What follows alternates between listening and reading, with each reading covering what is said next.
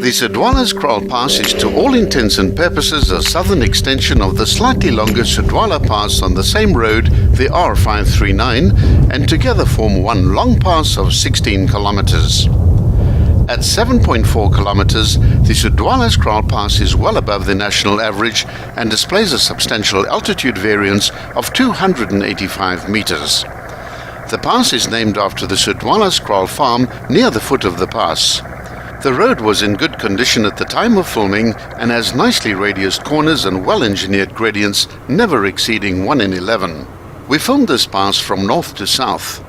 It starts at a staggered intersection on a wide left-hand curve at a low point. Large stands of Mexican pine cover the hills ahead on both sides of the road. Once through this first big left-hand curve, the road straightens out briefly, then begins a long and easy curve to the right. Once through the right-hand bend, the road straightens out and begins a long straight climb of 1.5 kilometers towards the summit. Dense pine plantations dominate the views on both sides of the road, as this is prime forestry country where timber harvesting is one of the main agricultural activities. There's a substantial double cutting near the summit point, followed immediately by a road sign warning of a steep descent. This is where the more interesting part of the pass begins. As the summit is crested, the views ahead appear to the right of rolling hills and forest-clad valleys. A double S-bend is your indicator to slow down a bit as the road follows the contours of the mountain. Be aware of the 170-degree U-shaped bend that commences at the 4-kilometer mark. Although the radius of this bend is wide and progresses at a fixed rate, it nonetheless catches some drivers unaware as it's a long bend where concentration needs to be sustained.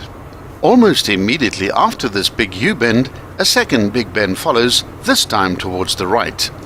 The arc of this bend is a bit tighter than the first bend, but the angle is an easier 130 degrees. Along this section, the plantations give way to indigenous bush and grasslands. Once through the second bend, there's another 90-degree right-hand bend, but once again the radius is reasonable and not dangerous if speed limits are complied with. The road now changes heading into the southwest as it descends steadily towards the valley floor. The pass contains a total of 17 bends, corners and curves, of which 2 are U-bends exceeding an angle of 130 degrees. The usual Mpumalanga Pass cautionaries apply of heavy mountain mists and slow-moving logging and mining trucks. The famous Sudwala caves lie near the southern foot of the pass and offer visitors a glimpse into the dark and distant past of Africa millions of years ago. There's one final big left-hand turn before the road straightens out and crosses the Houtbosloop River, where the pass ends at a T-junction. Turn right to access the Sudwala caves and the triple passes of Houtbosloop, Wonderkloof and Mokobolaan, or turn left to head towards the N4 and Nelspruit.